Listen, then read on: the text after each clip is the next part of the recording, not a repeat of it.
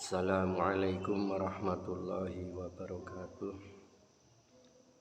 Sahabat Abdul Mujib Tani YouTube yang mudah-mudahan selalu dirahmati oleh Allah.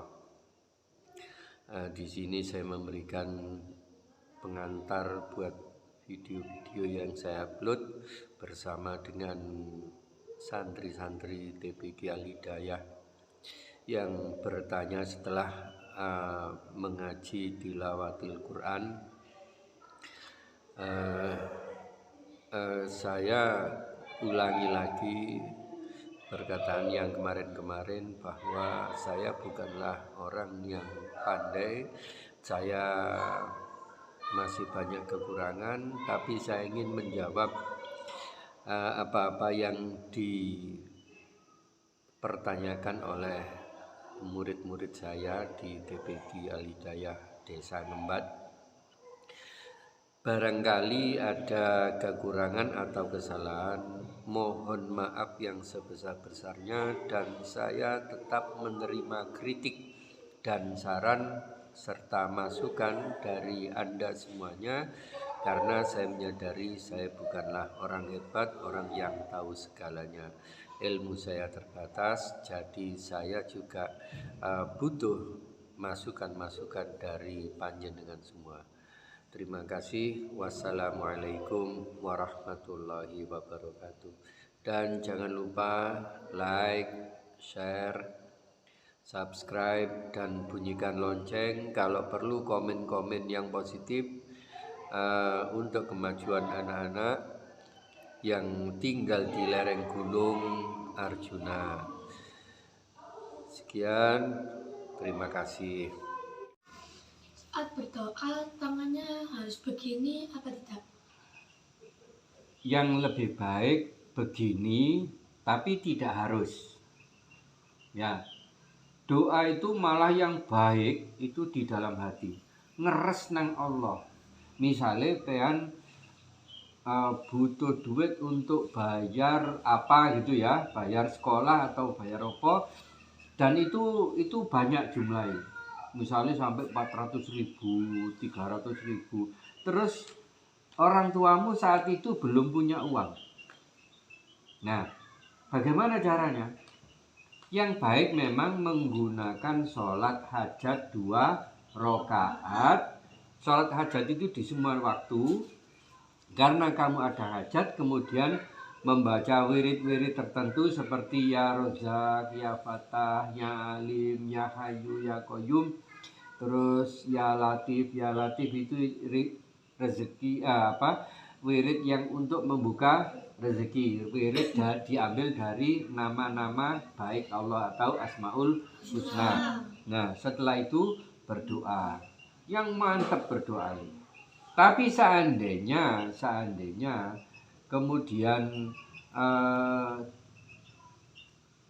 waktu itu kan waktu yang enak, setelah sholat hajat wiritan terus berdoa kan enak, jadi tangannya lebih baik begini. Tapi seandainya kamu ada di atas sepeda motor, kemudian kamu mendoakan sesuatu, boleh berdoa? Boleh berdoa. Di setiap waktu boleh berdoa. Saat berjalan ya boleh? Boleh. Bahkan sampai di WC pun kamu boleh berdoa. Tapi jangan diucapkan. Makanya doa yang baik itu yang di dalam hati. Karena hati ini bisa nyambung dengan Allah. Kalau kamu berdoa, barangkali doamu cuma hafalan. Robbana atina fid dunya hasanah. Kamu hafal mungkin artinya, tapi cuma hafalan gitu loh. Tapi berdoa di dalam hati itu ungkapan rasa yang dalam, betul-betul kamu membutuhkan pertolongan Allah. Itu sing mandiku sing nyambungnya hati dengan Allah, bukan gininya gitu ya. Tapi ini sopan gitu loh. Berdoa seperti ini sopan, dan ini sering dicontohkan oleh Rasulullah. Ya. Membunuh burung hudhud niku termasuk dosa besar apa mboten? Burung hudhud itu burung, ya apa sih burung hudhud itu? Ya sing pian ro ae. Apa ya gak ro burung hut iku jenis apa. Tapi burung hut itu pernah di kisahnya Nabi Sulaiman. Itu loh yang membawa berita tentang Ratu Bilqis itu adalah burung hut. Jadi Nabi Sulaiman itu kan bisa bicara dengan semua makhluk. Semut, ambek burung, ambek jin, ambek opo ae iso. Dengan malaikat juga bisa. Nabi Sulaiman itu diberikan kaya ilmu, kaya harta, kaya sembarang wis. Sampai bojonya yo 1000. Yo apa carane bojo 1000. Nah, di antara yang paling cantik adalah Ratu Bilqis. Nah, yang membawa berita tentang Ratu Bilqis itu burung hut-hut. Lah hukum membunuh burung hut-hut yo gak ngerti. Kok terus pertanyaan nang hut-hut iki lho. Nah, gini aja, membunuh burung. Gitu aja ojo nang hut-hut. Apa ya karo ya apa rupane burung hut-hut kok. Membunuh burung bagaimana? Kalau membunuh untuk dimakan, burung-burung sing gede kaya berkuku, dara ngono, dimakan lho ya. Itu boleh.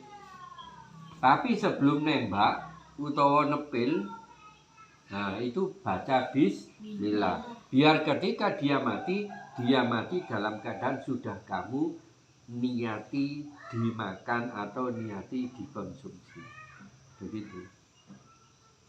Jadi nembakmu atau nepilmu itu sebelumnya pakai bismillah. Jadi kalau mati berarti masih gak disembelih juga gak apa-apa karena sudah mati. Disembelih itu kan karena masih hidup baru disembelih supaya mati kan gitu. Lah kamu tembak mati, tapi sebelumnya kamu harus baca bismillah dulu. Atau menyebut Allah lah kalau gak bismillah. Misalnya Allahu Akbar, gak apa-apa. Ya, cuman yang baik, yang paling utama disarankan baca bismillah. Bismillah itu dalam kurung atau tanda petik minta izin kepada Allah. Jadi sebelum melakukan apa-apa, minta izin, terutama kebaikan ya. Apa-apa itu kate nyolong kok bismillah, wah yo gak oleh. Kate ngepuk kancane kok bismillah yo gak oleh. Kate ngrasani kancane bismillah gak oleh. Itu lho ese benar niku. Nah, terus Saat kita wudhu niku boleh berbicara atau tidak? ya nggak boleh. Nanti bisa membatalkan wudhu. Wudhu itu yang khusyuk. Kenapa Abah bisa bilang batal? Padahal tidak ada syarat yang membatalkan wudhu itu adalah bicara. Nggak ada sebenarnya. Dalam fikih tidak ada. Hal-hal yang membatalkan wudhu salah satunya adalah bicara. Bukan. Tidak ada. Cuman masalahnya nanti wudhu itu kan untuk membersihkan badan dari hadas kecil.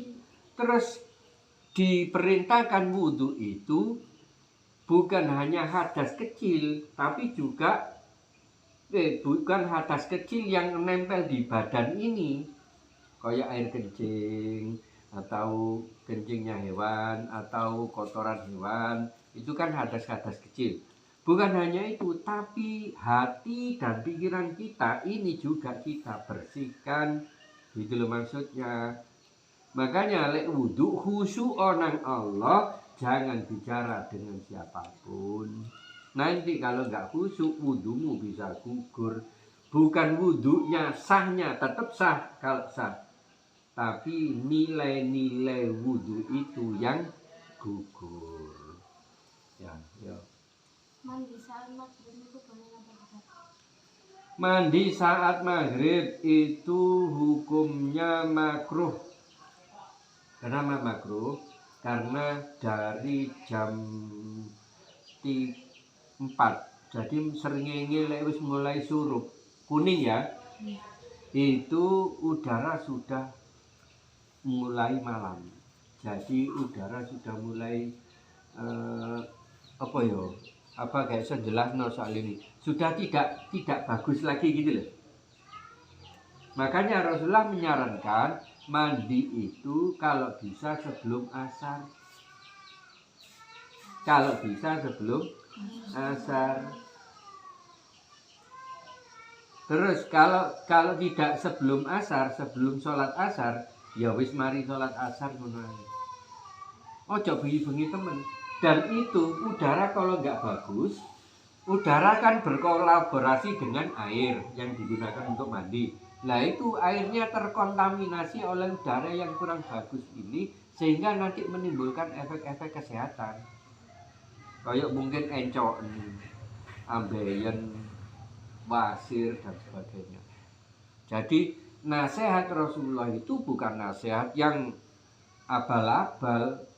Rasulullah itu berteman akrab dengan malaikat Jibril, dan malaikat Jibril itu pembawa perintah atau pembawa risalah dari Allah. Jadi berita-berita dari Allah itu disampaikan malaikat Jibril kepada Nabi Muhammad tentang apapun, bahkan tentang kesehatan. Makanya Rasulullah itu tahu tentang kesehatan, tahu bahkan tentang kiamat, tanda-tanda kiamat itu tahu, karena Rasulullah selalu berteman dengan malaikat Jibril. Nah, tentang kesehatan di sore hari itu lebih baik hindari atau lebih awali mandinya, ya. Ojo mandi ngene iki durung maghrib nggak baik sudah. Jadi di atas jam 4 sore itu sudah nggak baik udaranya. Nah itu nanti membawa kepada kesehatan. Mungkin gampang tulang keropos, apa jenis osteoporosis. Jadi hindari mandi sore-sore bahkan malam hari. Nah mandi yang paling baik itu sebelum subuh. Itu mandi yang dirahmati oleh Allah. Jadi orang yang mandi sebelum subuh itu dapat pahala. Mandi itu hukumnya mubah, tapi karena mengikuti nasihat Rasulullah maka dapat pahala. Gitu. Ayo. Saat puasa kalau menangis membatalkan puasa. Ya enggak loh. Nangismu karena apa dulu? Nah, nangismu barangkali karena sakit, ya mungkin kamu sakit perut, sakit apa, terus kamu nggak kuat nahan sehingga kamu nangis. Nah, tetap bukan nangisnya itu yang membatalkan puasa, tapi sakitnya itu yang membatalkan puasa. Jadi lebih baik orang sakit tidak berpuasa. Tapi kalau saya nangis tiba, ya sepedaan moro jeglong garu moro tiba sepedai. Terus kan tolak-tolak karena kancane nangis akhirnya. Itu tidak membatalkan puasa. Tidak ada hal yang membatalkan puasa itu apa? Makan di siang hari, minum di siang hari, berhubungan suami istri di siang hari. Itu membatalkan puasa meteli bagi umum, tapi bagi wanita ada lagi. Oh iya, lek gendeng kumat. Nah, kok kumat-kumat dan rada ono mengonge ya. Nah, itu kumat di siang hari. Esok mari sahur jam 10 kumat gendengi. Nah, sudah batal puasanya. Kemudian semaput, pingsan, alias tidak sadar. Nah, ini juga membatalkan puasa. Muntah-muntah itu membatalkan puasa. Secara otomatis batal puasa ini. Mendapat dosa. Hah? Ya enggak, kalau nggak disengaja. Kalau muntah-muntah karena sakit, ya kan mungkin wetenge ya apa ngono mambu apa kadang-kadang ya wong nggak kuat mambu karena weteng kosong, mambune gak enak, sing nek dan sebagainya. Akhirnya, langsung bior. Nah, itu batal puasanya. Tapi seandainya dilanjutkan berkumur, kemudian dilanjutkan berpuasa, juga tidak apa-apa. Untuk hal ini ya. Terus, bagi perempuan khususnya, ketika siang, pagi sudah sahur, jam 10 tiba-tiba keluar darah haid. Jadi apa? Batal. Orang haid nggak boleh sholat, nggak boleh pegang Quran, nggak boleh puasa. Jadi sudah orang haid, perempuan haid atau menstruasi itu bebas dari ibadah. Cuma kalau puasa nanti di sahur di luar bulan Ramadan. Terus nifas itu setelah melahirkan. Itu yang membatalkan puasa. Jadi kok tiba-tiba di jam 12 siang ngelahirno, padahal mang wis mari sahur. Niat puasa sudah berpuasa dari subuh sampai jam 12 itu puasa. Tapi kemudian wetenge kontraksi, lari ke rumah sakit, babarno di rumah sakit. Nah saat itu puasanya batal. Jadi nggak ada nangis apa batal puasa, nggak ada. Keluar darah yang dimaksud itu bukan keluar darah pengen tiba mari ngono apa beset ini ya metu gedene utawa minisen utawa kebacok keluar darah. Bukan keluar darah itu yang membatalkan puasa. Keluar darahnya perempuan haid itu loh. Dan nifas melahirkan kan keluar darah. Terus perempuan men kan keluar darah, itu yang batal, bukan pengen kebacok mari ngono. Terus posone batal, bukan. Jadi ya ini penting ya, pengen apa-apa tanya apa aja ya soal agama. Jadi lek krungu apa-apa teko sapa gak apa-apa ditampung ae, tapi engko takokno nang apa gitu loh, biar tahu dasar hukumnya. Ayo.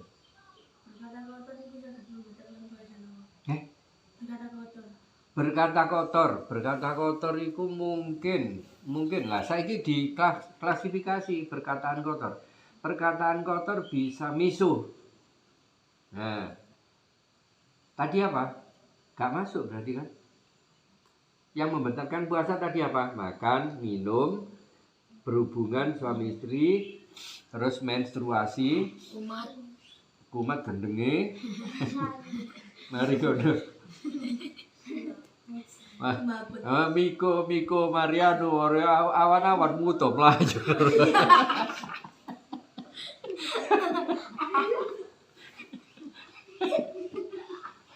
Kumat.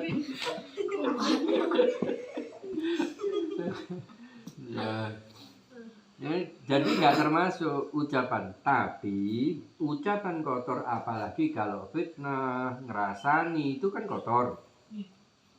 Hasud, terus ya ngilok-ngilokno wong, tukaran, bukan puasanya yang batal, tapi pahala puasa yang habis.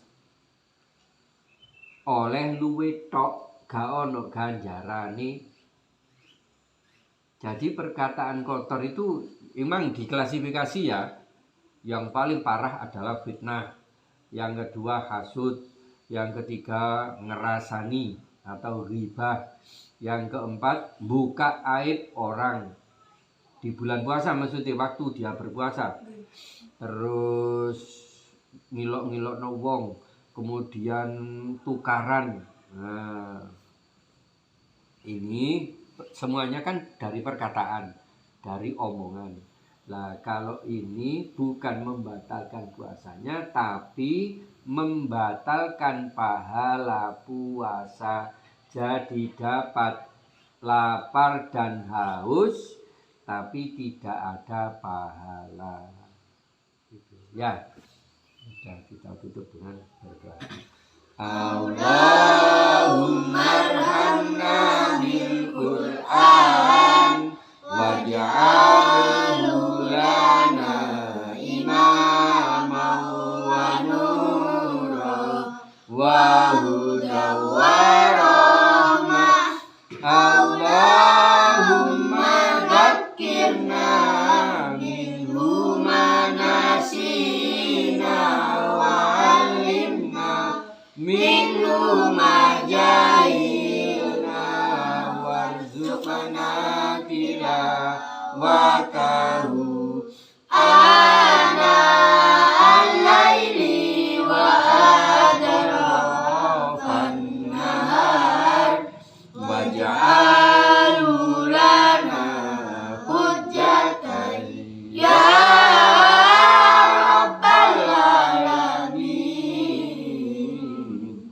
Wassalamualaikum warahmatullahi wabarakatuh. Waalaikumsalam warahmatullahi wabarakatuh. Allahumma sholli ala sayyidina Muhammad.